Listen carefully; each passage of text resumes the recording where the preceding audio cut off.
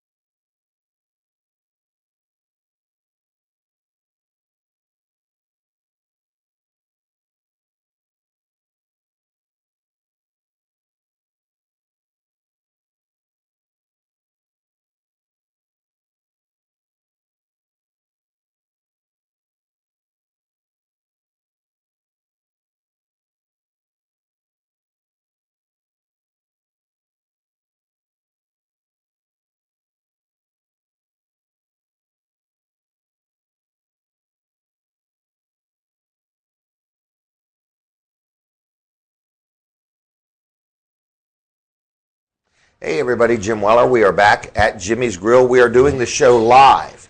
So if you are watching right now and you say, you know what, I can almost smell them dumplings or that fried chicken, because we do have smeller vision. So anyway, get in your car and come on down. Now if you're sitting there and you say, I've already had dinner, There's a whole thing of pies and cakes out there that you will be pleased that you showed up. I want to introduce you to Reverend Don Disharone, and I want to say welcome. Thank you, Jim. And Don is a man with a heart for people that are transitioning out of the prison system. Would that be the best way to put it? That's correct. And Don wants to help these people. In other words, I've had some personal experience with helping a gentleman who had been incarcerated, and I know how difficult it is for people to come out and get a job and get accepted back into society. And it's encouraging to see somebody that says, you know, this is my mission, this is my passion, this is something I want to devote my life and my time and my energies to.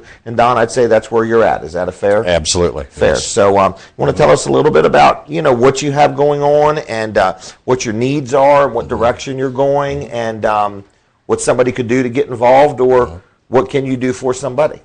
How's that? That's good. You know, that's well, what it is. A lot of times when men and women are coming out of prison, you know, sometimes their families have abandoned them as far as having a relationship. Their children no longer have any contact. So they have no really support system when they come out. And a lot of times they end up committing more crime to exist. And it creates problems for society. It creates problems for our law services, and also creates problems for our correctional system because of recidivism. Right. And the recidivism right now is anywhere between 50 and 70% in the state of Delaware. So does that mean 5 to 7 out of 10 people end up back 50 to 70%? Is that what you said? Within the first 3 years of release. Really? That's correct, yes. Wow. Huh. And that's got to be costly. It is costly. It costs approximately $33,000 a year to keep a person incarcerated in the state of Delaware. My goodness. They did a prison expansion in 2004. That cost $64 million, which equaled out, it cost $70,000 per cell to build. Wow. And that was only for 240 beds, is what that was for $64 million. The $33,000 a year can be diminished by creating transitional housing, where there are ministries out there that can keep a man or a woman in transition and helping them, and they're not back out creating crime, for approximately $6,000 to $10,000 a year. And making them go from being a deficit to an asset. Absolutely. From being a citizen that's using tax dollars to keep them versus being a citizen that's paying taxes. That's correct, yes. Wow. So how would you put something like this together? Well, it starts inside, and I do a lot of inside. As a matter of fact, I was there this past Sunday and did the service in the main chapel. Okay. And the men there know me. I've been doing it for 18 years now, as far as a volunteer within this prison system. And just not to pull any punches, but I myself was incarcerated one time for 7.5 years. I was originally facing a double life sentence, and I ended up at 24 years, and I spent 7.5 in there, and the other 16.5 on probation. And it's only because of my life in Christ is what changed it around. There's no other reason. I mean, yes, I did my part. But the part he did was what made me do my part. And what I do is going inside. We also have a mentoring program through Prison Fellowship once a month that we go in and we try to. And this is already in motion? This is in motion. Okay. This is in motion through Prison Fellowship. Okay. Chuck Colson Ministries. But what would happen with this program is that they would be set up within 3 to 6 months of their release with a one-on-one mentor. Okay. And they would get them the guidelines of the program, what's expected of them, so they'd be well versed before they're ever being released. And once they are released, and here's the important thing: is many times during the day and even during the night, very late at night, winter, spring, summer, and fall, men are released anywhere, and nobody pick them up. You see them walking down the road. So where are they going to go? And our big thing is, and we use it as a little cliche that I borrowed from a ministry over in Wheaton, Illinois, is meet them at the gate and show them that somebody really does care about them. It has been their first step right out in from the society. very first step, and we do not call them ex-offenders. We don't call them inmate ex-cons. We don't call them. What we call them is returning citizens, because they are. They're going to become a citizen again once they come out those gates. And the thing about it people don't think about is that 98% of the men and women incarcerated today will be returning to society. There's only 2%. At some point. At some one point or another, they will be returning to society. So So we can either play a role of being part of helping usher them back into society, or we can stand on the sidelines and just hope they get it right on their own. That's correct. I mean, there's several others that are out there trying to help, but right now, what's existing right now is a drop in the bucket compared to what's needed for the people that are being released. Just like the homeless 101 that you've been doing, the homeless people. I mean, it's with the shelters and the transitional houses that are out there now. You could double it, and it still wouldn't be enough. Wow. What is out there now, and it's the same. There's over 200.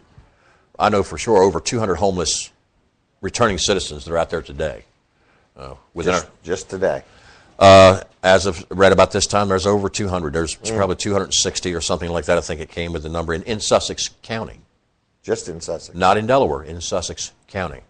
So what is your desire? What do you envision that you would like to see happen? What's on your heart or on your radar screen? Well, you know, the state has a lot of good programs within in the prison that help with a person, as far as I'm concerned, on the surface, and try to help reprogram them and whatnot. They start from the outside and work in. The program that I'm working with starts on the inside and works out. Right. Starts with the heart. Change the heart first, the mind will follow. Introduce them to Christ, get them to understand, you know, what it's like to live a Christ-centered life, you know, to get them before they ever come out, you know, what it's like, what it's done for me, what it's done for many others that will be helping with this program. And to get them to understand that if they take half of their negative energy that they've been using all these years, there's a lot of them that actually have a good business sense because they used it negatively. Correct. So they could come out here now and turn that around, just use half of that, they could accomplish almost anything. They just need somebody to give them a hand up. A hand up, and like it's been said in other programs, not a hand out. Right. And it's a lot. It's been shown over and over again. There's actually ministries that have been established for 20 years that are doing this like this, very similar to this, that I've worked with, that I've corresponded with, that I've got their statistics. Their recidivism rates are anywhere between 8 and 16% in the first 3 years versus 50 to 70%. My. So that is making a difference. So you're getting a savings on them by not keeping them incarcerated, and there's also a savings by them not receding back into prison. Right. So there's a double savings, and it's a win-win situation. So what would you do? Like let's say, I guess the first need that you may have, I'm presuming, I'm not trying to put words in your mouth, but I presume you need a facility. Correct. Yes. That would be a big part of things. That would be a big part. Yes. All right, so a person would come out of prison, transition out. You already have a program that you've designed, or you're working with somebody who's designed one, or so you have this program. Person comes out of prison. You, at that point, are going to assign a mentor. That's correct. And before they come out. Before they come out. Correct. So the relationship between the mentor and the person that's incarcerated starts before they even come out. That's correct. Okay. So then when they come out, there's somebody at the door, at the gate when they come out. Right.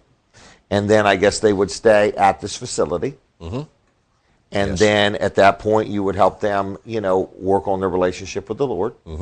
Absolutely. And then I guess the next thing is finding them gainful employment. That is, and hopefully by the mentoring starting 3 to 6 months before their release, it'll be set up before they ever leave the facility. Correct. And this is what we work on, working with different employers and managers and human resources managers and whatnot. The big thing, and like I say, the facility, I've had a couple of facilities in the past that have been offered, but it's the local citizens that spoke up against it. And I understand their concerns and their fears. People fear what they don't understand. Right, and hopefully this will help educate them a little bit. I mean, I know people still commit crime, and it's going to continue. It's been there since the dawn of man. And it's not going to just be somebody that came out of prison. People that have never been in prison also commit crimes every day. That's correct, yeah. That are already living in somebody's neighborhood. Absolutely. So how big a place do you need? Are we talking about like a building? Are we talking about like a house? Right now I'm talking about like a house. I know that I have a couple that I've eyed, but have not really pursued because of the neighborhoods. And the big thing is the people that understand that they can become an asset to that community. We have a cliche that we also use within the program that is called, and what we say is we do one person at a time, one family at a time, and hopefully one community at a time. To reestablish safer communities is also an asset that the community receives, because this is a 24-hour-a-day monitored program. It's not like some of the others that have They visit it once in a while, and they go back. They go back once a week, once every 2 weeks, and check to see how things are going. This is 24/7. This is 24/7 because we will work with any offense, no matter what the offense may have been. And with the stricter offenses becomes stricter guidelines, even within this program. But we still want them to have a sense of freedom and belonging. And the big thing value. And value. And the big thing with this is to feel like a family, something they may have never felt all their life. Mm-hmm. Don, I'm going to ask you if we can take a break for just a minute. Absolutely. I was supposed to take a commercial break 2 minutes ago, so I bad. So anyway, I'm sorry about that. So folks, stay tuned. This is pretty interesting, and we're going to take a commercial break, and we're going to be right back. We are live at Jimmy's Grill, so get in your car and come on down here and see us in person. But anyway, we're going to take a break. We'll be right back.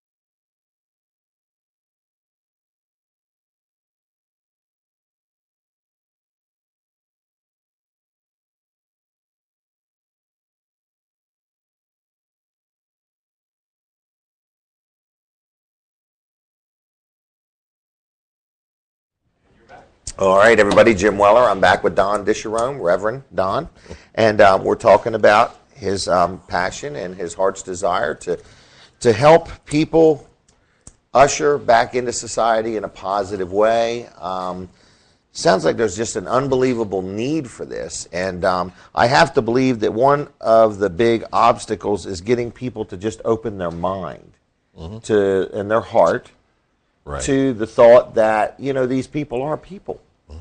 They've done something wrong, and, gosh, all of us have done something wrong, just not every one of us got caught. So, the person who thinks they've never done anything would be just a little foolish to even think such a thing as that, Absolutely. So first of all, you need a facility. Okay, and so I'm going to just say, if somebody has a facility, they would contact you. Are you what's called? Is it called a 501c? 501c3. 501c3. I actually work under the umbrella of my church. Okay, and so let's just say, just because there's a lot of property sitting around, if somebody was listening or watching and said, "Look, I don't even know where to begin," you would be more than happy to meet with them, I'm sure, and share your plan. But if somebody had a property and said, "Look, I've had no luck renting it, I've had no luck selling it," I know this might sound a little too businesslike, but would a person receive any tax benefit by renting you a facility for less than what it was they normally could, or for even donating. Oh, absolutely. I mean, it's anytime you go through something of that nature and it's donated and it is a 501c3 approved by the IRS, that they would receive a certain amount of a tax credit. Just like when you take clothes to a thrift store, they give you a sheet. Okay, so it'd be the check same. off. It'd be the same thing. Same thing. Okay, and you're not necessarily looking for something for free, but free is you good. You wouldn't talk them out of it. In other words, no, but you're looking more for a place that's in a neighborhood that's accepting of it, or whether it's an area that maybe doesn't have a big neighborhood next door. But the overall theme that I'm feeling and hearing is that if we don't get involved in making a difference, then the difference may not be made. In other words, everybody has an opportunity here to get involved in some way, shape, or form, whether they donate, whether they provide a facility, whether they want to get involved. I guess you probably have plenty of opportunities for people to mentor people right now that are in prison. Is that correct? Absolutely, sure do. In other words, there's just opportunities there. If somebody says, I'm at a point in life, I've got something to give back, I'd like to sow into somebody's life and see if I can't help make a difference, I'm going to presume that door is wide open. Absolutely. It's definitely wide open. Now, how would somebody get a hold of you? What's the best way to get a hold of you? Two ways. They can go around my website, which is www.philemonministries.webs.com. Now, to spell that, it's Philemon, and then ministries, plural, .webs.com. Okay. Which is one of the shortest books in the New Testament. Or they can call my cell, 381-2647. Of course, area code 302. 381 2647. 2647. Okay. Or my email, which is just Rev, R-E-V, first initial D, last name Disharoon, DISHAROON, @yahoo.com. Okay, and I'm going to presume you would welcome any conversation pretty much. If somebody has something to offer, something to suggest, just wants to come along and just give you a hug and encourage you. In other words, everything is welcome. Everything is welcome. I mean, anything is an encouragement. Anything is a benefit, when it comes to that. And like I said, I'm looking for like-minded people to come alongside, to even work with this, to be on committees. I don't like to say committees. I like to say a group. Okay. Committees, everybody thinks, well, now you got to have a head of the committee. You got to have this. You got to have that. I'd rather us all be even on the floor, and just like Christ when he was with the disciples, I believe he was the first among equals. Is the way he kind of called it. That's why I'd kind of like the program to run when it comes to the board or whatever. Everyone has an equal say in there. What church are you affiliated with? I'm affiliated with Peninsula Community Church in Selbyville. Okay. Pastor Bob Odom there. Okay. And they've been sounds like they're right with you on this. They're very supportive. Yes, as a matter of fact, they've given a few monies here and there. I helped one gentleman that I'd mentored for 2.5 years myself to come out. He's doing very well. He's been out over a year. He's helping run a transitional house that's up in Argos Corner. Isn't that something? And he's actually the house manager there now. He's doing very well. I'm not mentioning his name, but without his permission. But he's doing very well. And even when his boss is away at the business he works at, which is a crane business, he actually runs the crane company for his boss. Wow. So he's doing very well. And it's not what I did. It's nothing that I accomplished, nothing that I do. It's what the Lord does in a person's life. Mm-hmm. You were just a vessel. Just a vessel, just an instrument. That's it. Wow. That's it. Anything else you'd like to make a point of, or I didn't mean to cut you off or anything like that, but no, there are certain guidelines, and I've even had one gentleman that viewed my program, and he works for the county. Don't mention his name either, but he works for the county. He said it looks like an awesome program, but he thought it was too rigid. Well, it's not really rigid. It's just that it's more structured, is the way I like to put it. Because it's more structured because it's giving people life skills that they've never had in most cases. Some have the life skills, they just use them for the wrong things. And it is run, like I said, it's 24/7, that we know where they're at 24 hours a day. It's a sign in, sign out. Everything they do is to be Christ honoring, whether it's the clothes they wear, the language they speak. Very good. I know it sounds like it's difficult to a lot of people, but it's not that difficult, because I used to be I was in the Navy. And I used to be one of the worst cursing sailors you'd ever want to hear. Okay. Every other word, if not almost every word. But that's something the Lord took away immediately, which was one thing. Not all the things, He's still working on me until the day I pass on. But it's a work in progress. A work in progress, always will be. But this is a thing. And then to train these guys to come out here and to be an asset to a business, to be an asset to a community. to be an asset to their families that they probably never were at one time. Some may be, they just got mixed up. And to teach them responsibility and accountability. That's the big things they've never had in their life.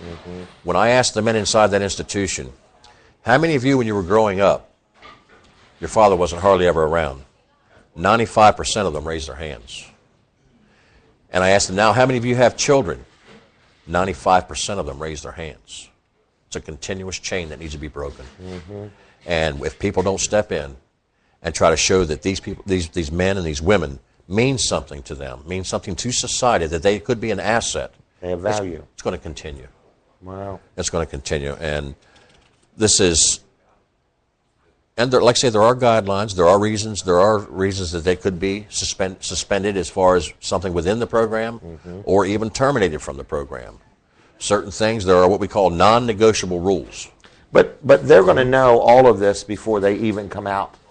That's correct. They'll know every bit of it. This isn't something you're going to just spring on them. No. This is something you're going to already have a relationship or rapport with them before they even come out of the prison system. You're going to be working with them for a month or 2 or 3. For at least 3 months. For at least 3 months. At least 3 months. And within the first 2 weeks of working with them, they will know the non-negotiable rules. Right. And this doesn't sound like a program that they just receive something. It's a program they have to sow into in order to receive something. Right. And you said something about donating or giving a lower rent.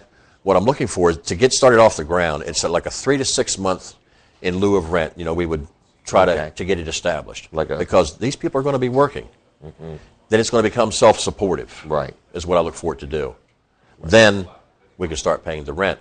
You know, so your number one need is a facility. Number one need is a facility and some others to come alongside and to work on the board and within the groups. Whether you're listening or watching and you have business experience or, you know, I guess talents as far as teaching people or, you know, if you just want to drive people somewhere and pick them up or something like that. So don't think whatever you can offer is too little or too much. No. Just give Don a call. That's correct. Okay, let's give them the numbers one more time. Okay, the phone number is 302-381-2647. The website has all this information on it as well, and the website is www.philemon, that's PHILEMON, ministries.webs.com. That even gives you a full overview of the program on the website, which you don't have to write all this down. Just remember the website.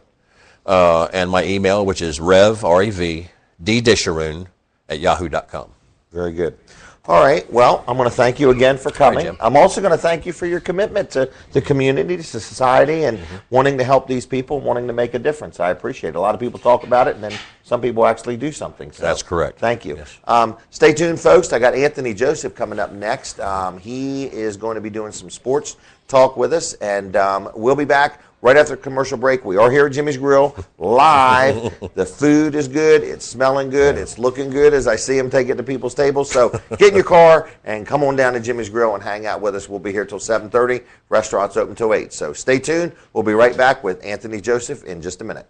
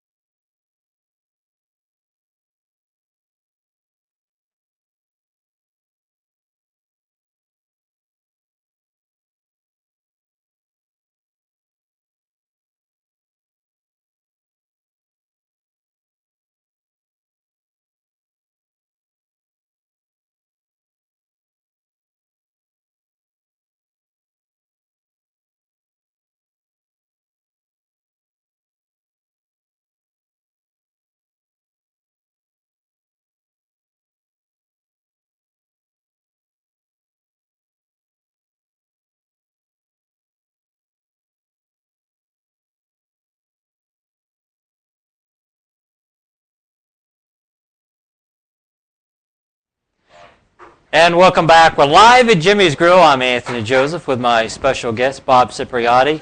He's a part owner of the Brooklyn Nets. And Bob, thanks for taking the time as the Lakers have a big game tonight at the Barclays Center against the Brooklyn Nets. That's it. They come in once a year, and tonight's going to be a big night in the Barclays. I guarantee it'll be sold out.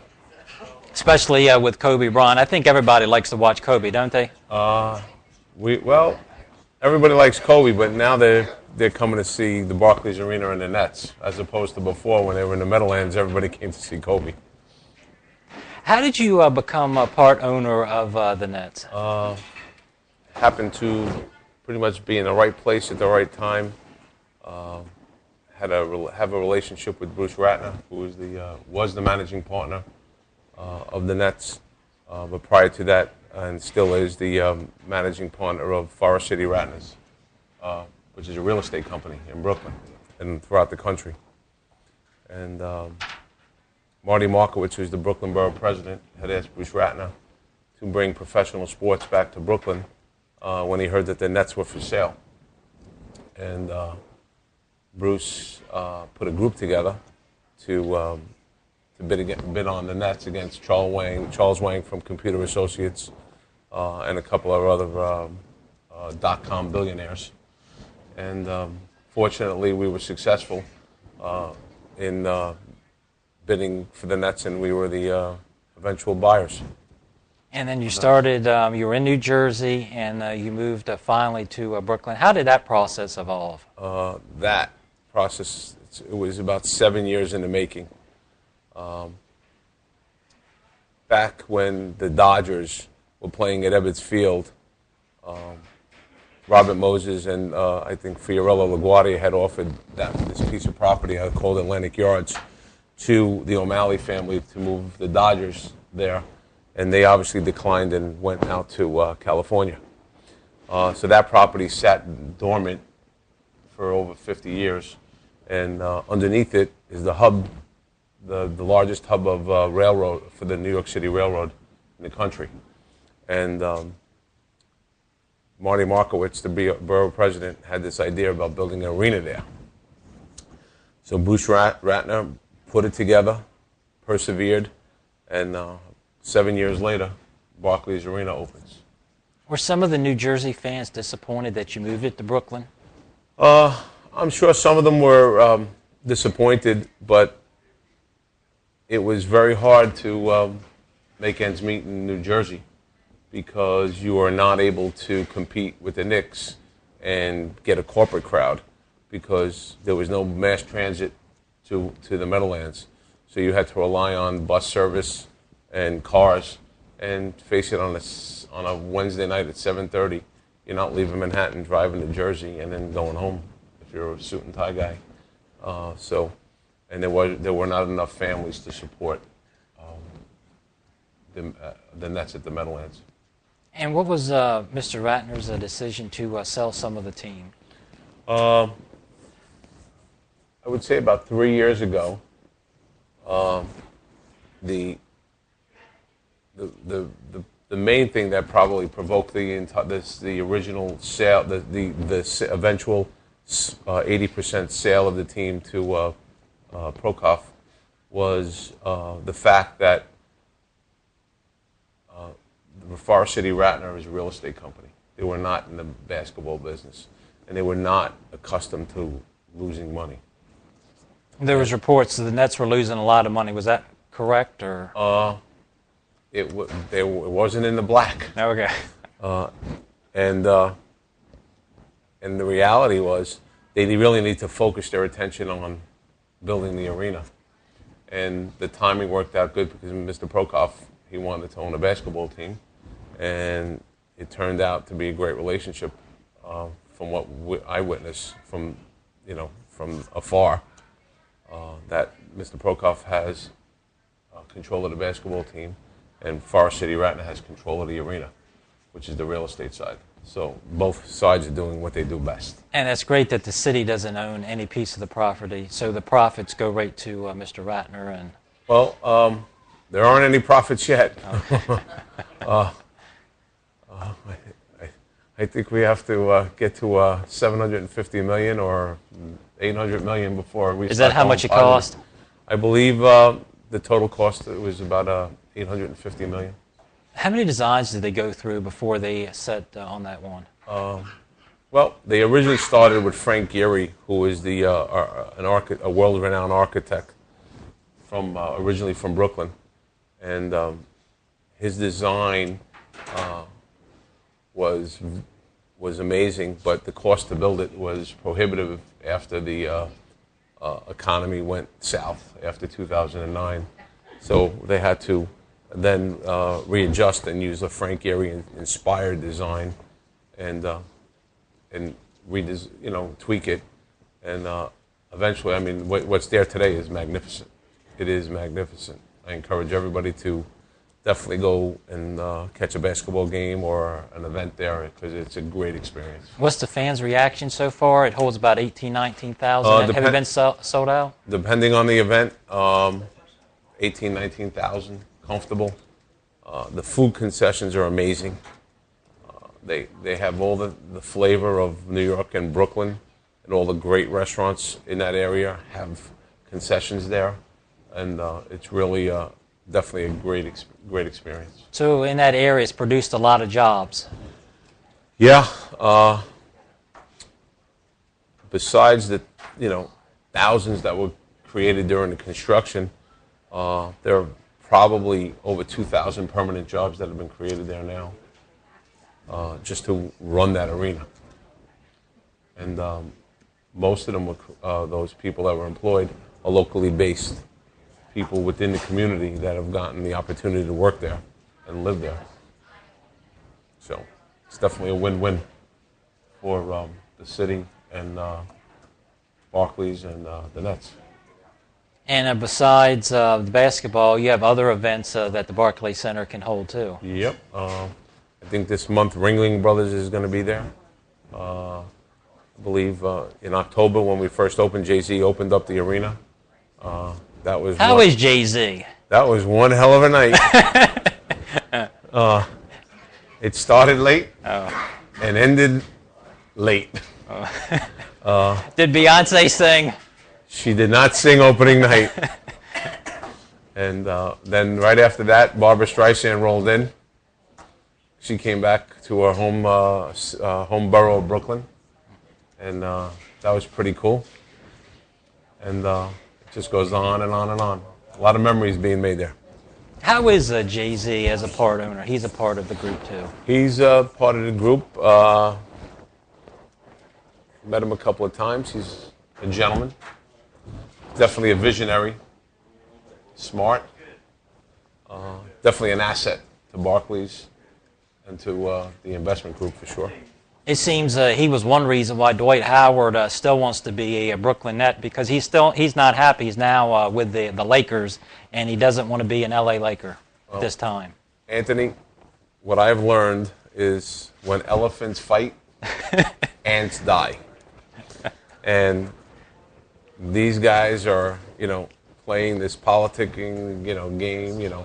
Dwight Howard, he plays for the Lakers, and this is from a fan perspective now, not from anything inside. True. But he gets paid a lot of money to do what he does, and I would hope he'd be happy. He's playing with Kobe Bryant and with the Lakers, and if something happens where he gets to come play somewhere else, even with the Nets, so be it. God bless.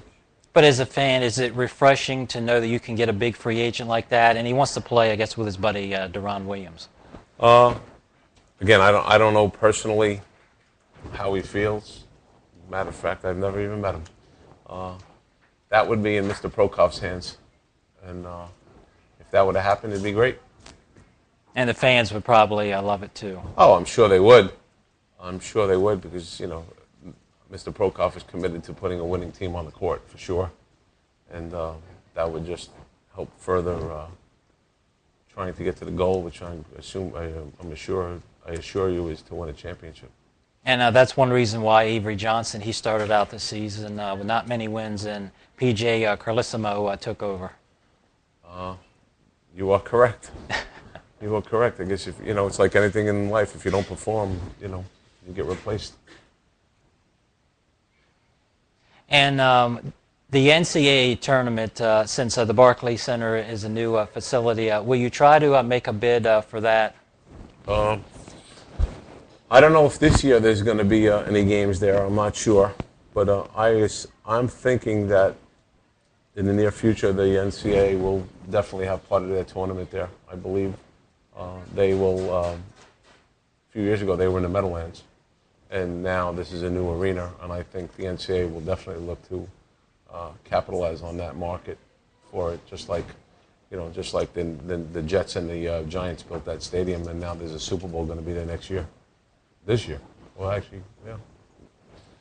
Yeah, I guess it'll be next year. Be next year, yeah. Yeah. And there's talk already, because it's going to be outdoors, there's no retractable roof, that they don't think they're going to be able to have a halftime show next year. What are your thoughts on that? Well, As a fan. well, first of all, they say there may not be a halftime show. Even though it's in New Jersey, it's still New York, and that's going to be the center of the universe. And I promise you the lights will stay on. And I believe that somebody's going to be standing in that mid of the left field at halftime.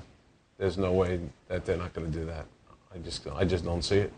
Maybe Jay-Z will do it, because Beyonce's already performed. You never know. You never know. Now, will you be there next year? If I'm still breathing, I will be there. Now, you're a New York Jet fan. What do you think of Tim Tebow and the saga, and Rex Ryan still keeping his job even though he promised to reach the Super Bowl? Who's Tim Tebow?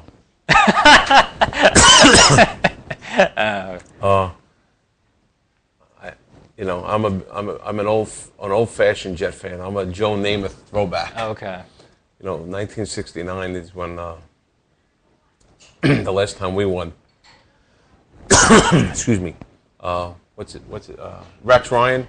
Yes. He should keep his mouth quiet and let his players play. And I don't think Tim Tebow is going to be a Jet for that much longer. Yeah, I don't think so either. No. What is your most memorable? We need a quarterback. Yeah, that's true. Maybe Matt Barkley in the NFL draft in late April. What is your most memorable moment of being a New York Jet fan? The glory days? Well, I was a kid, so the glory days were real limited. But I can remember sitting there watching the Super Bowl with my dad, and Joe Namath was running off that field with hanging his finger number one. And the other thing I remember being a Jet fan was on a Sunday watching a playoff game with my old man. They were playing the Raiders, and in the middle, the game was not over yet, and they were trying to finish the game. It was a playoff game, and the network clicked over to Heidi, and they call it the Heidi game. So if that's something that stayed with me, that's pretty depressing being a Jet fan. If those are the two big highlights. And I don't think next year they're going to reach the Super Bowl. It's sad to say. You never know. You never know. We need a quarterback. That's the first thing. And we need a couple of receivers. And but to be fair to Sanchez, the offensive line, I feel, did not protect him. Yeah, that's one thing they need to address in the draft. And Sanchez, he's owned $8.5 million, and if they release him, he's going to count to $17.1 million against the cap. So you're really stuck with him for one more year. But it's possible that the Jets could draft a Barkley or another quarterback that slides down in the late round. Well, I wonder what they're going to do with Alex Smith in San Francisco. He might be available. He doesn't want to back up again. Yeah. Can you blame him? No. Nope. He's been a gentleman all season long. He has been a gentleman, but they pay him, so be it. Yeah, over about $8 million. So I guess you can't complain too much. That guy Kaepernick, he's the real deal. So the Super Bowl was 34-31. I watched it. I thought it was one of the best Super Bowls, especially after the blackout, which they're saying that if the power outage wouldn't have happened, that game was going to be very boring. But I don't think so, because I think with Jim Harbaugh, the coach, he wasn't going to let that happen. You could see he made a lot of adjustments in the second half. He did, without a doubt. But my feeling is you're correct. I think that the momentum, they were able to shift the momentum with that with the blackout. And the second half of the game was great. The first half I wasn't too impressed with, but it was a good Super Bowl.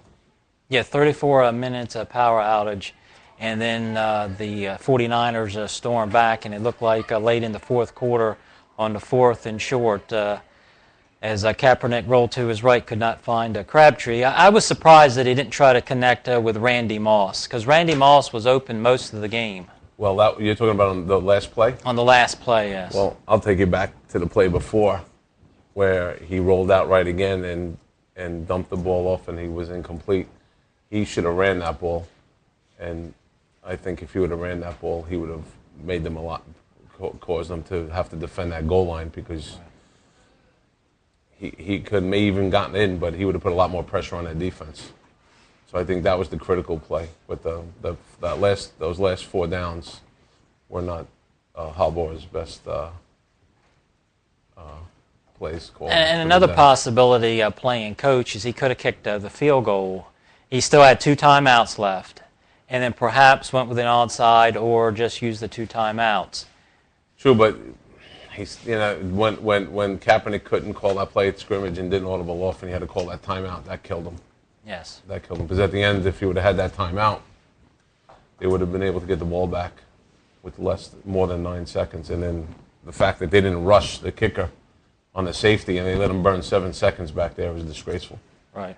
You could see the difference between Joe Flacco, the 5-year pro, and the second-year pro, Colin Kaepernick. Kaepernick very dynamic with his scrambling ability, but Kaepernick just in his second season, you could see the inexperience as Flacco was named the MVP. Oh, of course. Well, Kaepernick had 10 games under his belt. I mean, when you looked in his helmet the first half, he was like it was like deer in headlights, without a doubt. He looked petrified to me. And all due respect, I would have been petrified too. But yeah, he came back. He definitely he left it on the field. Can't say they didn't try. Now, Flacco was the MVP. Were you surprised, even though he threw 3 touchdowns and he was 22 of 33? I thought Jacoby Jones had an outstanding game, had a 108-yard touchdown, and you had another touchdown grab by Jones. I think he was the difference maker, because you take away those 2 touchdowns, the Ravens don't win. You could make that argument, but their tight end had some game too. Yeah, Pitta. And at the end of the day, the quarterback is always the guy that gets the girl. That's true, and Flacco is now expecting his second child, so congratulations to Joe. And I think he's getting a big payday. Yeah. Yes, he's in the final year of his contract. I guess before the season they offered him $15 million, and I think I would have taken that, but he passed on it. Because I would have signed right away for that. I would have taken 10. But he always, all season long, said he's an elite quarterback, and now he's going to get paid like it. Yeah, I guess so. I don't think they have too much of a choice at this point. What are they going to do, not sign him? They can franchise him for 1 year. Right. But that's going to take away a lot of the salary cap. Right. So I think the owner and Isaac Newsom will give him a blank check, and that'll be the end of it. They won a Super Bowl. He's asking for $20 million, and you think of $20 million, you're thinking of the Peyton Mannings and the Drew Brees. Yep. Well, Peyton Manning's got 1 Super Bowl. Drew Brees has 1 Super Bowl. I don't know. $20 million is a lot of money. $15 million is a lot of money. And Flacco, if you look at it, the great timing. 11 touchdowns in the postseason, 0 interceptions. Right. Well, this is Flacco's, second Super Bowl? Yeah, his first Super Bowl. His first right. as a Brown, that's right. As a Raven, right, yeah. They won their first one, I think, back in 2003 with Dilfer. Yeah, when they beat the Giants. Yeah. Well. In Tampa Bay, yep. 20 million is a lot of money to throw football around. It is. But also Ray Lewis and that dance. I could never do that dance. But they had the parade today, and everybody was trying to get a glimpse of Ray Lewis as he's retiring, and everybody loves him. Don't know the man personally, but when he's on the field between the white lines, he's a great football player. what he does off the field, like I'm not going to judge him. I mean, we've heard all the stuff about in 2002, 2003, in his case in Atlanta, and but everybody seems to love him. Now he's a civilian. He is. He's going to ESPN, and we'll get to watch him, I guess, every Sunday. Oh, is he? Yes, he just signed a deal to broadcast with ESPN. Who's he knocking off the? I don't know. Off the table. I don't know, but everybody loves Ray, so they'll be tuning in just for him. Got it. Good for him. Good for him. And before we wrap this up, we have to talk NASCAR with the Spinning Wheels Racing Report. Okay. As in mid-February, it's going to be the Daytona 500. How much do you watch NASCAR? Who's your? I'll take that back. Who's your favorite driver? My favorite driver is Mario Andretti. What about Dale Earnhardt Jr.? Dale Earnhardt Jr., he's just living off his old man's legacy, right? But Andretti's Italian. His last name ends in a vowel. So I'm a fan of the Andretti family. Okay. From Bethlehem, Pennsylvania. Now, did you hear that Danica Patrick, she's getting a divorce and she's already dating Ricky Stenhouse Jr.? Is she really? Yes. She's getting a divorce already? Yes. Wow, didn't give us much time to work our way in there, did it? Was she on that GoDaddy commercial? Yeah, she was. Standing to the left? I think so. I think, yeah. Oh, that was horrible. But yeah, that was not pretty.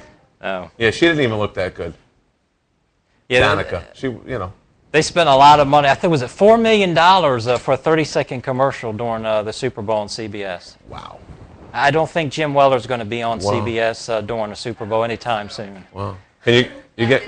Are you getting $4 million for the commercials on this thing? Try it. Bob, it's been a pleasure. Before we wrap this up, is there anything you'd like to add? Thanks for inviting me, and I'm a fan of Mr. Weller. I love his ads, and in times of crisis, I'm always finding myself running out to go get a generator last minute. I've done that on 2 occasions already in the last 3 years. And thanks for having me. Thanks, Bob, for taking the time. Appreciate it. More to come live at Jimmy's Grill.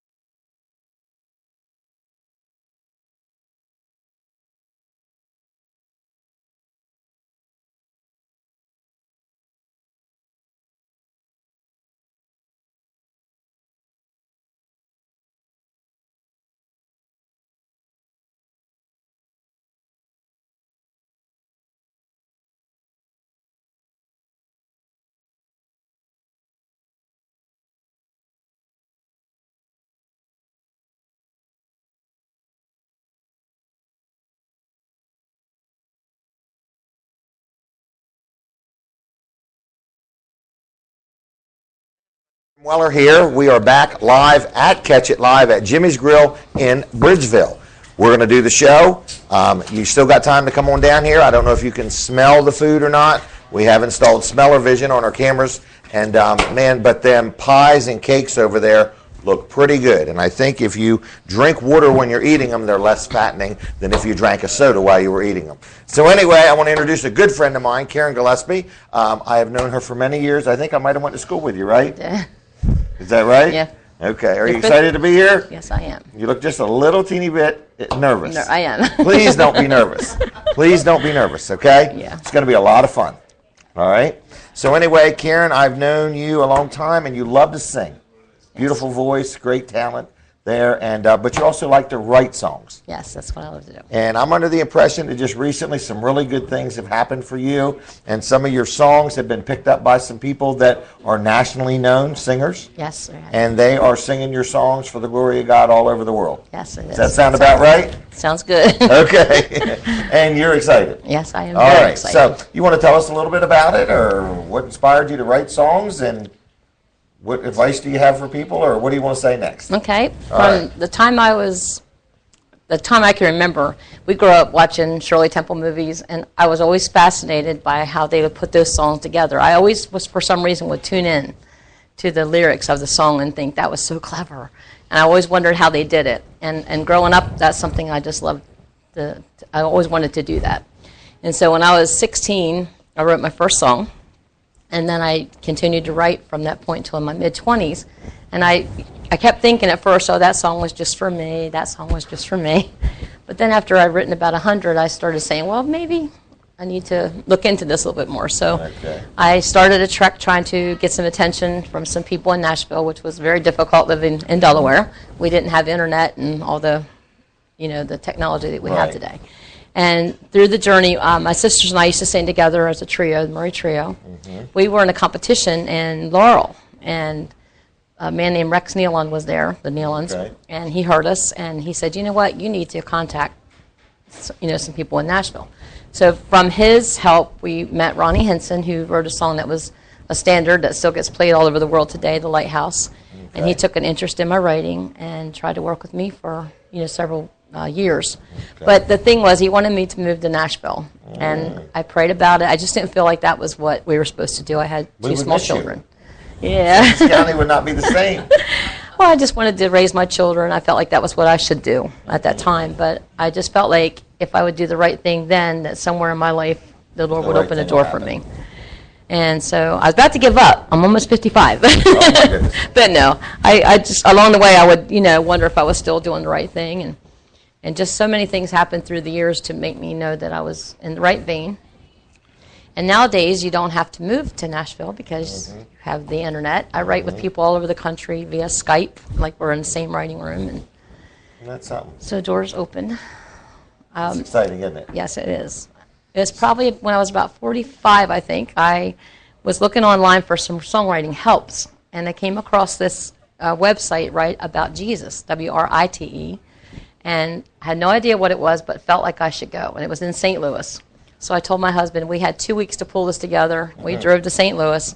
And I said, it may just be people that need people on their roster, maybe small companies. I have no idea, because everybody that I wanted to hear my music was in Nashville. Okay. Well, we got down there, and it was the top writers in the country, and almost everybody from Nashville was in St. Louis at this Write About Jesus. So the Lord opened the door, and I met all the people that I needed to meet. Sue Smith is one of the prolific writers. Yeah. They were my teachers, mentors. Everybody. Yeah. And I won first. They had competitions in each class, and I walked out with third place my first year. And I went for the next 6 years in a row, and I placed every year until finally I won first place.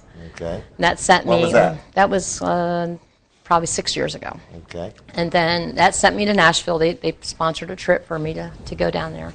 And they set up writing appointments with me with two of the top writers in the country.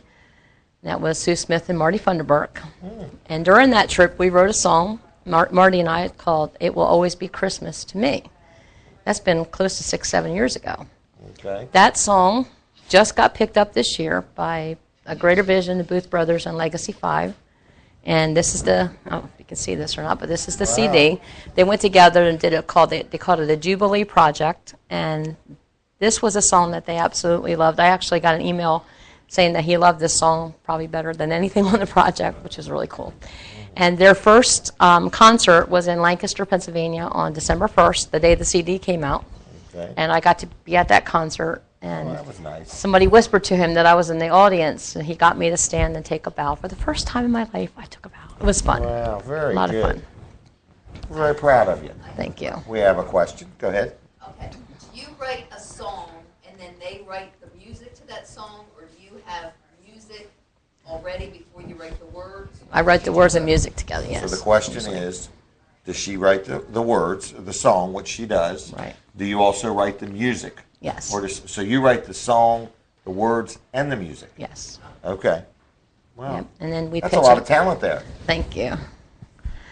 Well, very good. But you and your sisters have been singing a long time. There's a lot of talent in your entire family. Thank you. Right? Yes, there Your is. sister wrote a book. Yes, I got another Yep. sister writing a book right now. She's over halfway Joanne done. is- Yeah. Is she really? Joanne's halfway finished with her We're going book. to have to get her on Catch It Live. Yes, definitely. Well, how's all your kids? Doing good. My Everybody kids good? are 29 and 28 Are this you a year. grandmom? 3 times over. 3 times over. Yeah. How you liking that? Loving that. Isn't that something? I think that's God's reward for being I a good agree. parent. Yep, I I agree. really do. Well, good. How would do you have a website? Do you want to steer anybody to, or Sure. you have any words of advice for anybody? Like somebody as old as me, would I be able to start singing anytime soon? Oh, sure. I know there's a lot of people that have talents like that, and we are in the process of starting a songwriting association in the state of Delaware for Sussex County. Oh, wow. That'd It be possibly open it up later to the Kent County area, but we're trying to start a songwriters association so people that have a desire to learn more about songwriting could come to that, and we would give them some writing helps. good. Some guidance Yes, and encouragement. definitely. In other words, what I hear is it does take some perseverance to just stick right with it and stay encouraged all the time. Yes, I've been doing this for it's been almost 27 years before I had my first big cut. I've had several cuts along the way, but this is the biggest groups I've ever had to record. And now I have another song coming out on March the 5th by a group called Beyond the Ashes. Okay. This is a label project also, and it's called Over for Good. And then I have another song coming out late spring, early summer with a group called the Old Paths Quartet, which just had 2 back-to-back top 10 songs, and that one is coming out. And they said late spring, early summer. This year. Yes. Good job. So, how would somebody check out your website? You can go to www.shoutlife.com/Karen G. Shout Life. Shoutlife.com. All right. What else would you like to tell us? Well, I think I want to just say this because I want to give some credit to one of our teachers. You probably remember Miss Trapasso. Oh, you will not believe this story. You go with your story first. When growing up, I was the youngest of 6 children, and we didn't have anything. I mean, it was a blessing if you could find a pair of good socks to wear. I mean, it was just the way it was. And so sometimes when you're the poor kid, you're kind of overlooked or treated a little different. And it seemed like that was the way it was in school. And I remember thinking that I really didn't have any friends. I wasn't really, just didn't have a lot of confidence in myself. But when I was in 5th grade, Donna Trapasso, or I think it was 5th grade, 6th grade or 5th grade, Okay. she asked us to write a story. So I did. And I'll never forget this as long as I live. She came down and got on her knees beside my desk and whispered in my ear. She said, "Karen, I think you ought to go out for journalism. You're a writer." And I would have done anything for that teacher. I remember just leaving that school thinking, I am a writer. That's awesome. I'm a writer. I believed her with all my heart, what she had to say to me that day. And I saw her about a year ago. I hadn't seen her forever. She was out in front of Walmart, and I told her, what I'm doing and how the Lord's opened all these doors. And she just burst in tears. She said, "I want to thank you for that so much." And, Wow. but I think that's really what started me on the path of writing, because I had someone that just had confidence in me that I could do this. What a difference a word of encouragement can make. Big difference. Well, very good. I remember her. Yes. I don't remember school much, but I remember her. Yeah, she was a great teacher. She was a good teacher. Very good. Anything else you want to tell us? If you have a dream, don't ever quit, because I really felt like I felt like this was something that was going to happen to me in my 20s, and then I said, well, maybe in my 30s. By the time I was in my 40s, I started really wondering. I knew in my heart it was going to happen, but it was just, you know, it was a long time. To hang on, it was a long time. It was 20-some years of my life that I was writing and basically feeling like it was for no reason, because the only ones that would hear my songs was my husband, my kids, some of my family members. I'd call them and say, can you listen to this? And like I said, I had some recordings along the way, but you just can't ever give up. This is something that happened recently. I was with a guy named Joel Lindsay. He was publishing my songs. He's a great writer, one of the top writers in the gospel industry. And I just felt like I still needed to move forward, and I wasn't sure how to go about that. So I'd been praying about it, and some man called our house, it's been about 3 months ago, that I knew from the industry, but not really, I never met him personally. I knew who he was, he knew who I was. And he called me one night about 10 o'clock at night after someone had prayed for me, a specific prayer on a Sunday. And he said, Karen, I've heard some of your songs, and I want to know why you're not signed. And I said, I don't know. And so he told me, I want you to call this company tomorrow. You tell them that I told you to call. And from that phone call, the doors have just been wide open. And I'm writing with a really, great company in Nashville. And they're really moving my music. Wow. So I'm real excited about it. You sing in your church? Not too often anymore. Not too often I still anymore. play the organ. I still play and involved in. I still do children's Christmas music programs and. Okay. But very no, good. I'm mainly I'm mainly writing. I write sometimes 3 to 5 times a week via the internet. We write. I'm doing it full time. Well, good. So, Well, we're happy for you. We're proud of you. Thank you. Appreciate your, perseverance of it. In other words, and appreciate your commitment to serve the Lord and the community, and the great job you've done of raising a family in our community. Thank you. So thank you. You remember that jingle I wrote for you? Do you remember? It's been a while back, yeah. You want to say it? I don't remember it. But no, it's okay. All right, we're going to take a break, and we are going to have Carson Morrison on from the Mason-Dixon Woodworkers. He's been very patient waiting here. He's got some very interesting things for you to look at, so stay tuned. It's been Karen Gillespie here talking about her songs, and next we're going to be back with some really interesting woodworking things. So anyway, stay tuned. We'll be right back.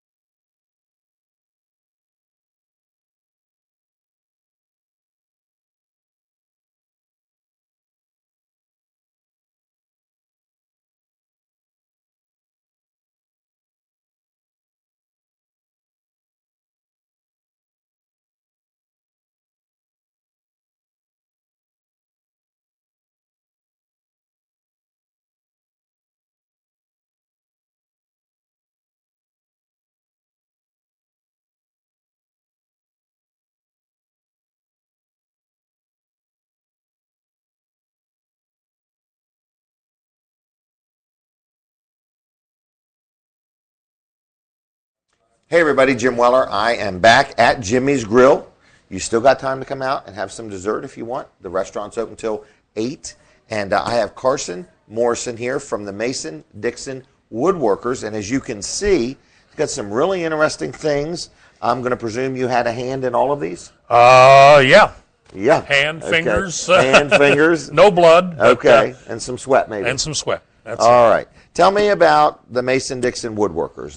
The Mason-Dixon Woodworkers started about 18 years ago by a gentleman who lived in Ohio and moved okay. to Salisbury to work for Purdue. Okay. He was a veterinarian, and so he was on the the health of the chickens was his Okay. work job. All right. And so he started the club with like 5 members, like I say, about 18 years ago. And so they had as their goal to show people how to do things, to build some skills, to work safely, etc. Okay. And meanwhile, in one of the houses, and we meet at the VFW in Del Mar. Okay. And in one of the houses in Del Mar was a gentleman by the name of Irv Adelot. Now, Irv was a businessman. He had an ice cream truck. He had lots of little businesses that he had over the years. And one of the things that he started doing was he used to make up gift baskets for people in the neighborhood that were lacking in maybe food for Easter Okay. time or Christmas or Thanksgiving. Okay. So he made up baskets of food that he would then take to his neighbors. That's nice. And somewhere around that time, he also decided he was going to start making toys for the neighborhood kids. Really? And so he did this for probably a couple of years. And then the Woodworkers Club came in existence, and he came over and joined the club. And one of the things that he asked, he says, hey, if anybody that's in the club wants to come to my shop and help make toys, then you're welcome. Come on over. Okay. Now, Irv this was a 7-day-a-week job for him. I mean, he basically went out to his workshop and worked 7 days a week, and he'd make 1,000, 2,000 toys a year. And give them away. And give them away to the local neighborhood kids, or then it started being, he'd give it to charities, and they would then give them to the kids. So that was kind of his outreach. Well, then some other members of the club joined and started joining him, and they were getting to 10 to 15 people a week, and we now work every Wednesday, 50 weeks of the year, and making toys. As a group. As a group. And well, And then everybody goes home and makes them too. as retired group. Okay. There are people who are in the club that don't make toys. Okay. And the people who are able to devote the time to do that, then we come over and make toys. And what we currently do. Oh, and when Irv was getting, get ready to pass away, Irv had some health problems, and he had asked his family to say, hey, if the woodworkers want to continue to make the toys, I would like to have you allow them to continue to use my shop. Wow. So that's where we have been for the last 8 years since Irv passed away. At Irv's shop. At Irv's shop. Poor old Irv was the way that we call it, poor old Irv's workshop. And so we meet in his shop every Wednesday and make toys. Somebody brings lunch, and so we don't have to, we always have the food there. And that's how we work. And it works from, 8 to 13 to 15 people. You never know who's going to show up. And we tend to make toys. What we're doing now is we make 10, 11, 12 toys, but do we make 110 or 120 of each? To give away. To give away. And we give them to about 25 different charities, Salvation Army, churches, VFW, etc., for them when they have Christmas parties, and they have kids, disadvantaged children that come in that they support. So we don't actually meet the children that are receiving of these toys. Okay. But we, do our Santa gifting by making them. The local hospital, they used to have a gentleman there called Mr. Santa, and he passed away, and somebody else has taken it over. So they get some of the toys for any kids that may be in the hospital on Christmas time. So they're there, and so there's a toy for them to have and to play with at Christmas time. So this is the outreach that we have done, and it was it was very loose knit. Irv was a guy that he would walk up to you and he says, "Hey Jim, I need some money to make toys. Give me $100." I mean, this was his. He was very shy. He was very shy to everybody that he met, and that was our fundraising as long as Irv was alive. He would Irv would hit get it people. done. He would get it done, and when Irv passed away was about the time that I joined the club. I moved down from New Jersey, and I joined the club, and I was voted in as treasurer. And I could see that the money that we had, and when somebody from the club passed away, they would say, in lieu of flowers, donate money to the club. And so that seemed to be our main funding that we got, was only when somebody died. Oh, my goodness. And I could see the money in the Treasury's account going smaller and smaller and smaller each year. And one of the things that we had never done is that we had never become a 501c3 organization. And so I was then elected president, and one of the things that I started doing was to filling out all the paperwork to get this done. And so we have become a 501c3 organization, and now we actually do a kind of a formal fundraising in Maryland service organizations like VFW or Eagles, Rotary, where they have slot machines. Okay. They have to give a certain percentage of any revenue through the slot machines to other charities. Okay. So they could keep some, but they had to give some away. And we've been able to benefit from some of those funds that have been provided to us. The VFW gives us a free meeting room, and so we meet there for our meetings, and they have been very generous through the support of helping our particular club being able to do what we like to do. So how much money a year? We estimated that at one point in time that we needed $5.60 for every toy that we made. Okay. That was basically our cost. We buy the axles, we buy the wheels, we buy the wood. Some wood is donated. If there's any farmer here that's got a barn full of wood that he's had for years, we would love to put it to use. Get in touch, and we can. Can you take rough lumber? Oh yeah. And you plane it? Most of we do it is rough lumber, yeah. Okay. And we plane it ourselves. So this particular truck here was made from sapele. Sapele's from Africa. Okay. The company that they give us their scrap, they make doors and windows, and so all of the scrap that they have, they give to us. Is this a local company that gives this to you? Yeah, Greenwood, in Greenwood. Oh, I know who it is. And so we, they provide us with some of the wood for that. This one's made from mahogany, and so some of the doors and windows are made from mahogany. And so this is wood that we, they donate to us. To them, their employees were taking it home and burning it in the fireplace. And so now we're able to use it. How was that connection made? Do they come and make things with you? His son went to school with my son, and his wife heard that we were doing this, and she said, "My husband's got a lot of scrap wood. Why don't you come and pick it up?" And and it just kind of rolled on, networking, and kind of rolled on from there. Isn't that? And so he's done a great thing. I mean, this particular airplane, this racing stripe, we had a school in Millsboro that they heard about us, and they wanted the students to make something. Okay. So we said, you figure out what you want to make, let us know, and we'll make it happen. So they figured out they wanted an airplane, and they picked up this airplane on the web, and they sent us basically the plans. And so we decided, and we went over there for 1 month, 1 day a week, and we met with 4 grades, second and third, fourth, fifth, and sixth, and we met with them, and they assembled.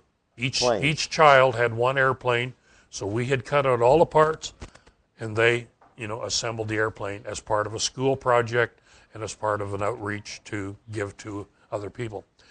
But we have a problem gluing in the wintertime because the shop is not really heated, and so Mr. Yoder, he's got a heated press, and so we took this wood up to him, and I says, "Hey, press some sapele in between some poplar, And so he heated it up in his press and glued it together for us, and then we brought it back and fabricated it into airplanes.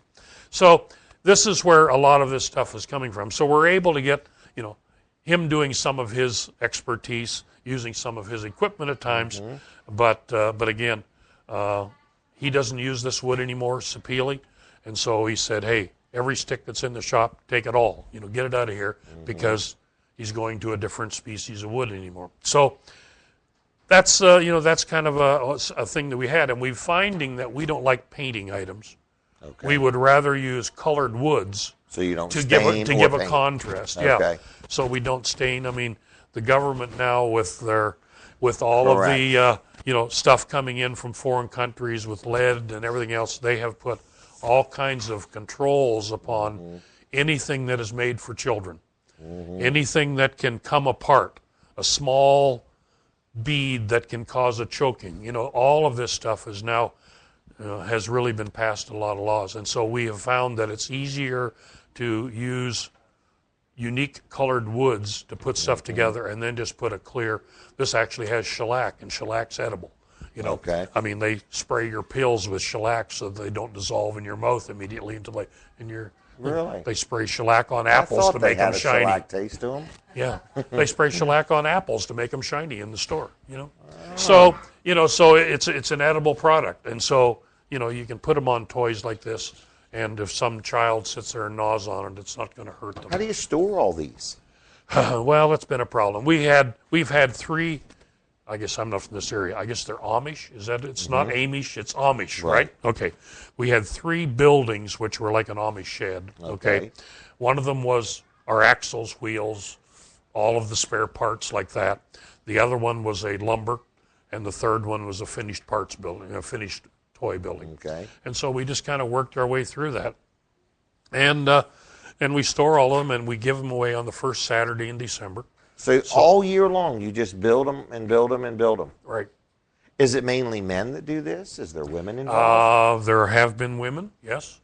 And we do have the Delmar Library has a knitting club.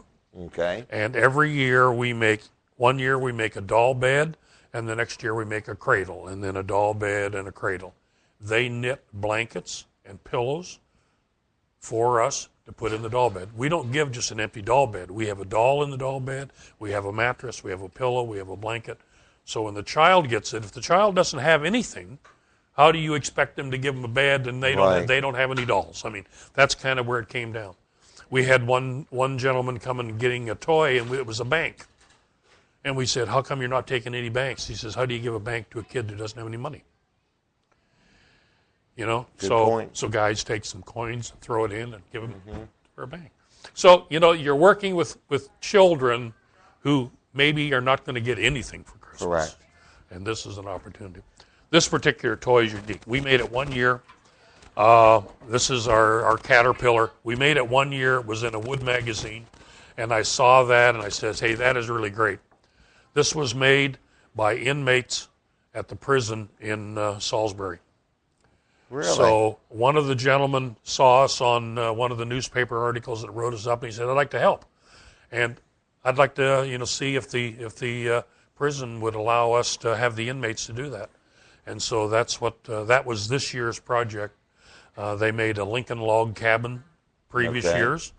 And so he's now retired, so we don't know if we're going to have that resource anymore. Okay. But this was one of the items or one of the item they made this year. They made like 40 of these. They ran out of time, and but every one of them supposedly is different color paint, et cetera, and with the face painted on the front. So, do you ever think about selling these? No. No. Okay. The only thing we do, this particular toy, when we have our fundraising, anybody who donates $250, we have reserved some of these toys, and we give them one as a thank you and appreciation for their contribution. Very good. So that's basically our thanking them for coming on board with us. And so we've, like I said, we This was one that I made. I made 150 of these in my shop a year ago. And then last year I was running out of time, so I had them all cut out, and another gentleman took them to his shop down in the Rehoboth area, and he assembled them down in his area. This was a boat that I saw over at the St. Michael's gift shop. Okay. And I says, gee, that's a nice, cool toy. And it's got wheels. It rolls around. Okay. There is a ramp that goes with it, so the child gets to run it up and down a ramp to get it on there. And we've made this about 3 years.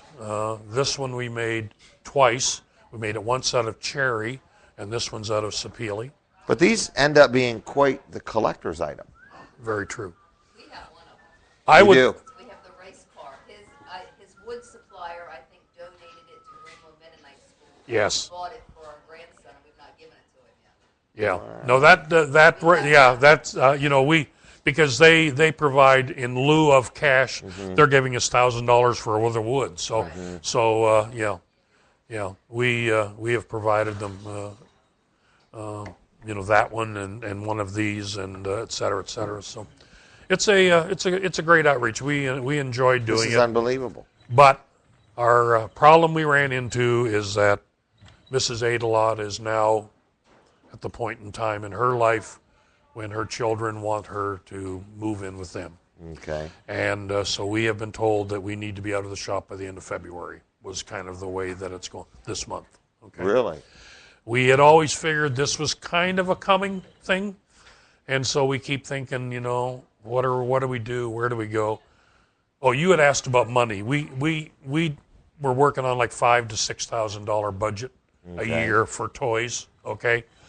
And we knew that with our income, we weren't going to be able to go rent any place. And somebody I pointed out to us that the Blind Industries of Maryland, which is they are in the first Lowe's building in Salisbury.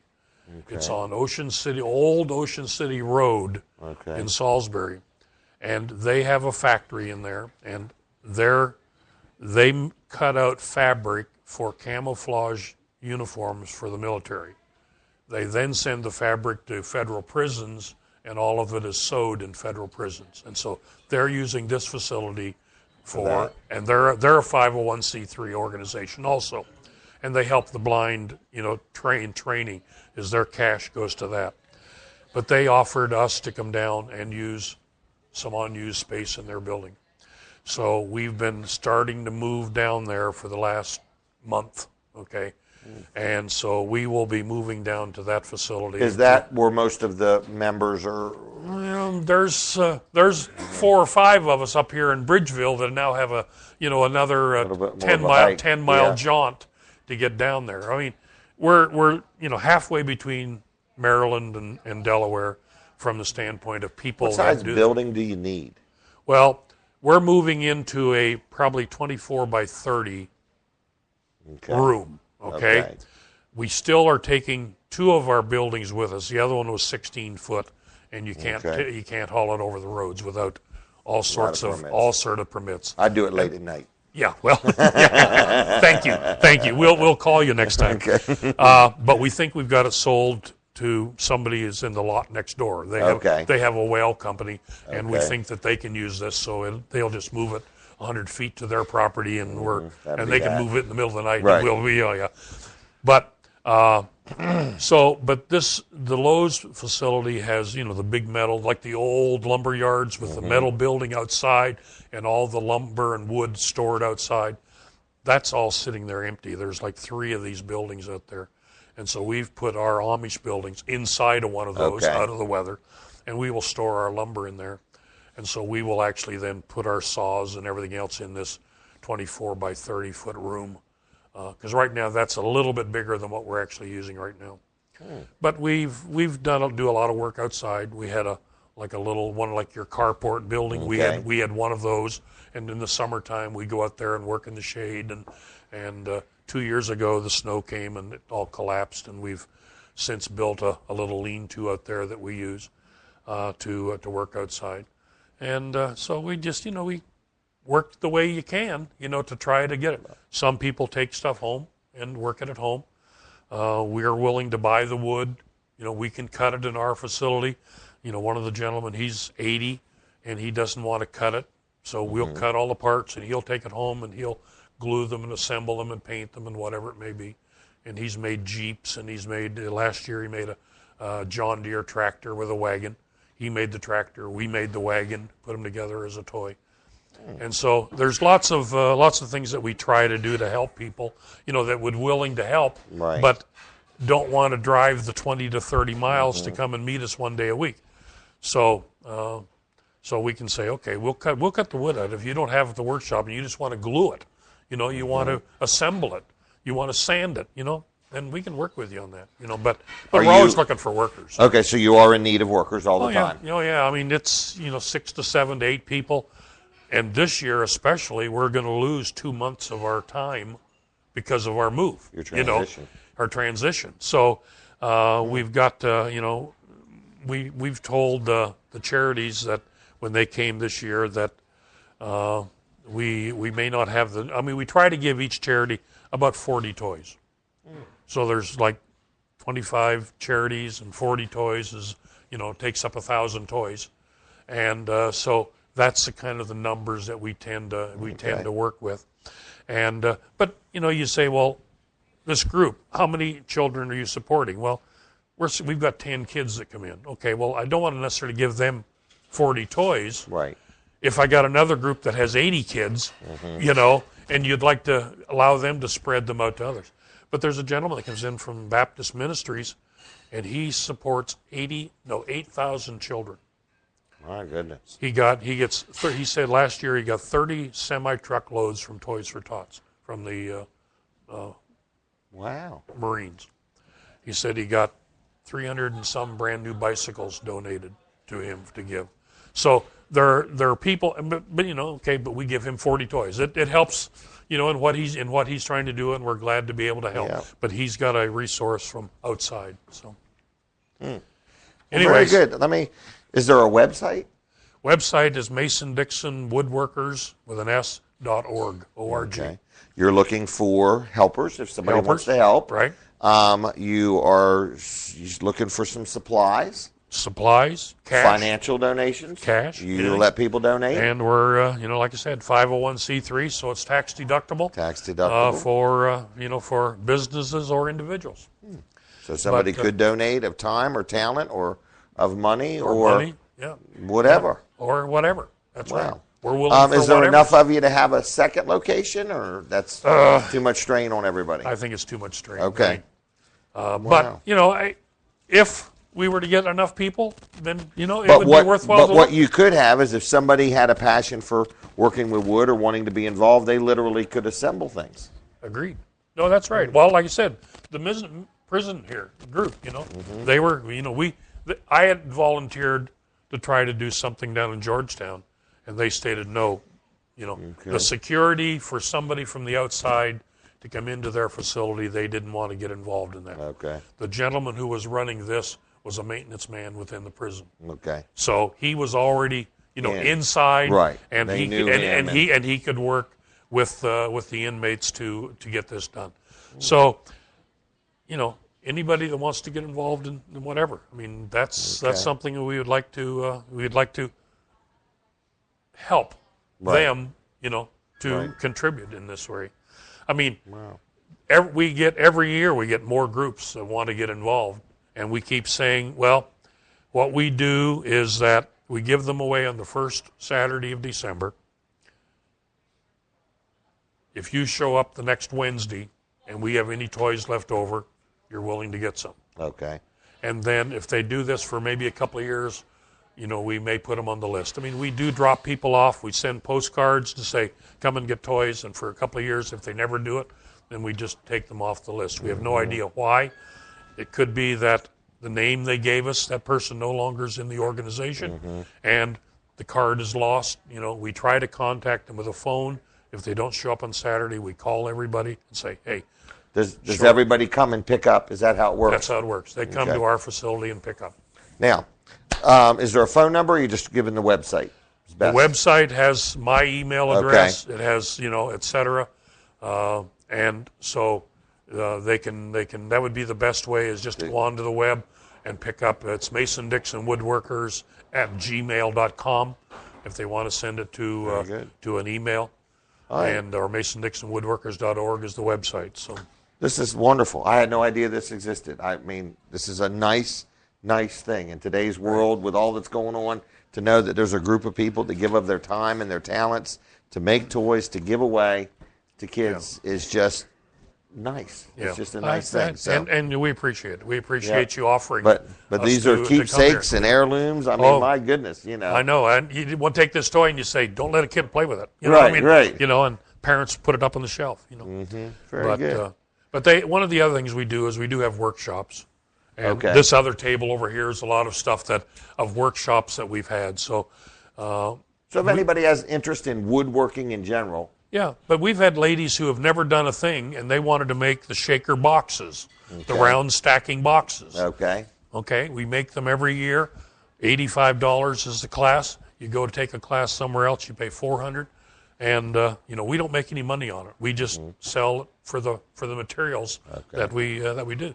And they came and made it, and we show them how to do it. So, if you say, gee, maybe I'd like to do that, then come to the class and do the workshops. You know, it's you can just make them. That's right. Well, very good. One gentleman called me up and he says, "Hey," he says, "I just retired.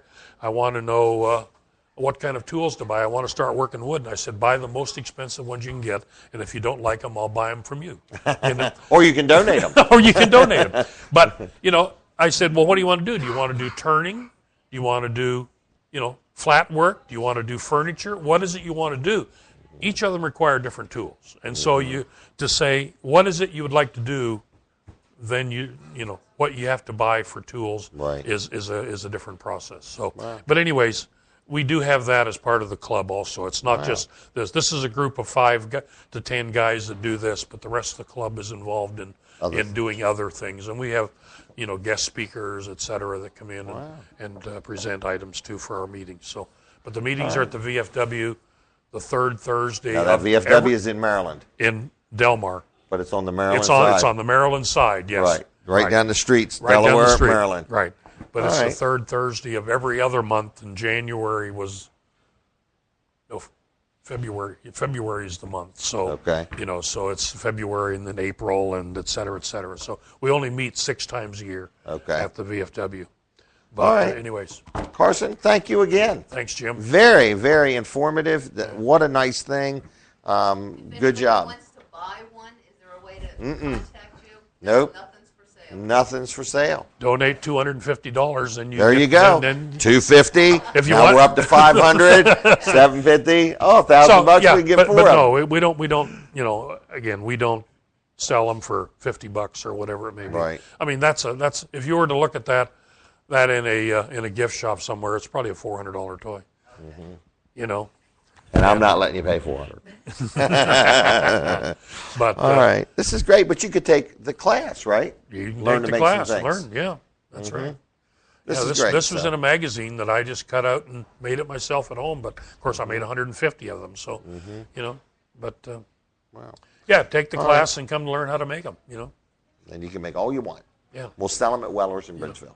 But, all right, folks, I am going to wrap up the show. I don't know. We're going to take a commercial break. We'll take a commercial break, and then I'm going to let Colin say a few words tonight, okay? So we're going to take a commercial break, and I'll be right back. Thank you again, Carson. Thank you very much. And go to, what was it again, the website? MasonDixonWoodworkers.org, O-R-G. Yep, and I'll be right back.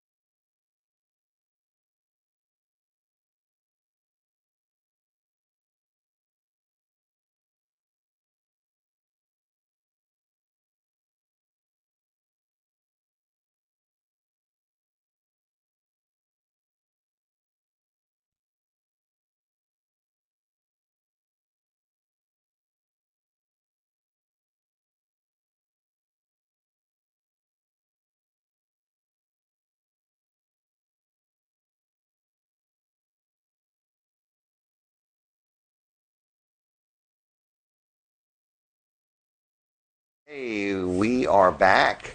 What a show. What'd you think of everything? It was good. It was wonderful, wasn't it? Yes. You look excited. Hopefully, a lot of people learned. Oh, I learned a lot. I do want to do a quick commercial, just a quick commercial. This is somebody who sponsored our Polar Bear Plunge show, James Stalvey, and I just want to say thank you, James. And I want to encourage people to give him a call. He has professional home services of Delaware, anything from small repairs to large renovations, custom kitchens, bathroom, hardwood, tile, roofing, siding, major structure repairs. He's very experienced with investment properties. Also, if you have some renovations or something you want done, over 25 years experience. He's licensed, he's insured, and we need you to give him a call because I want him to know that his ads worked on Catch It Live. James Stalvey, give him a call. Say, hey, I was watching the show. His number's 233-1519. 233-1519. Thank you, James, for sponsoring us at Catch It Live. If you would like to have an ad on the show, they're only $10 a holler, meaning every time I say it, it's $10. So it's very good value because when you think about it, first of all, you've got the people that are watching get to hear it. Then every time somebody goes back and watches it again, your ad goes again and again and again and again, and it doesn't cost you any extra. So before you know it, you're like, your ad didn't really cost you anything. So if you want to buy any ads on our show, just shoot me an email. It's jim@wellers.com. Other than that, do you have anything else you want to add? Well, people can watch the Polar Bear Plunge once again. They can. They can. Did you see my suit that I was wearing? I did. You looked very warm. I was warm. I was warm. Now, here's the problem. Yes. See, when you have no hair, you lose all your heat straight up. Okay. So I had to wear a hat, in other words. But it wasn't too bad. But man, we got them going out and coming in, and they were shivering when they were coming in from the water. It was looked something. that way. They were Some like, of them just you in can their, interview me quickly, but right. keep it moving. Just a T-shirt or in their bikinis and Oh, stuff. yeah. Yep. No Yep. wetsuits. No wetsuits. I guess that'd have been cheating, Well, though. the state police scuba team had wetsuits Oh, I did on. see see Yep. that. And but anyway, it was a great day, and we're having a good time. You got any basketball games coming up? Yes, matter of fact, we have one on Friday. This Friday? This Friday, live in Okay. Seaford. You playing, or are you just going to do the Jim, announcing? we're going to play. Okay. I don't think we'll win. but Okay. We'll We'll make it a try. fundraiser. Yes. Okay. Yes, that's what So we'll you'll do. be announcing. Yes, they'll be announcing. It'll be What a time? girls' basketball game. Okay. 6 o'clock a pregame, 6:15 a start time. Man, that's an early morning show, isn't it? PM. Oh, I'm sorry. PM. Okay. PM, yes. All right. As So- the Seaford girls' basketball team Okay. will be taking on the Polytech Panthers. Okay. Seaford is 11-2 overall. They do. They have a game tonight. Not sure of the final results, Okay. but they're going to take on Polytech, and Polytech 7-5 overall. The last meeting they did win by 20, but Seaford is having a remarkable season and one of the best teams in the state of Delaware, especially Excellent. in girls basketball. Do you think that's in the training or the city water? They just have a lot of seniors, and that Okay. senior experience is really paying big dividends Okay. for the Blue Jays. Very good. And then we're going to be on Friday morning, Colin and myself, with Dan Gaffney. And so you're doing the basketball game Friday afternoon, early evening. Yes, and then we All right. have one on Monday. Monday? Yes. Okay, where's that at? It'll be in Bridgeville, Seaford taking on Woodbridge, and that was a game that was scheduled early on, and it was rescheduled because of the weather. Oh, that 1 inch of snow we got. Yes. Okay. So anyway, you can watch. Actually, when you do the basketball games, you don't see anything, correct? You're Correct. just broadcasting. We're just broadcasting, Okay. yes. You can hear me do the play-by-play. You do an excellent job. I have Thank listened you. to you. I'm quite impressed. For real, you're doing a good Appreciate job. that. Okay. And the main sponsor, it's being presented by Southern States of Milford, Gary Rhodes, and we really appreciate his sponsorship He all does a season good job. long. We have a couple other sponsors too. He's the main sponsor. Yes, He's the main man. We have a lot of other sponsors, but he's the main one. I like to mention his every time. And what was his name again? Gary Rhodes, Of Southern States. Southern States of Milford. Okay. All right. Anything else? No, I think that'll do it. But the Ravens, I don't know if you watched any of that game. But Oh, did I watch it? It was the best. It was the best ad for the theme that I live by. When is the best time to buy a generator? Before you need it. Did they have a That's true, generator yes, there? power outage. No. If you were You know. there, you could have Oh my goodness. carted one out. And Something. But You'd have been Remember there. that, folks. You'd have been their The hero. time to buy a generator. You'd have been their The time hero. to buy a generator is before you need it. So when you need it, it's there. My goodness. So the big game was good for me. All right, Anthony, we are going to end the show. Is there anything else you'd like to say? No, that's it. Okay, so if anybody would like to buy any ads or be involved or anything, let us know. Jim@Wellers.com, and I will send one of our top-notch sales associates to come and see you, and that is Mr. Anthony Joseph. He's your top salesman this month, aren't you? You're a mess, Jim. I'm a mess. All right, good night, everybody. Thank you to everybody, and we will see you next week. God bless you. We'll see you Friday morning. 5:30, we'll be on again with the Dan Gaffney Show, and then 6 o'clock is the pregame show with Anthony, basketball game Friday. So tell your friends, catchitlive.com, come back often, and stay a while. See you. Good night. Bye. Good night.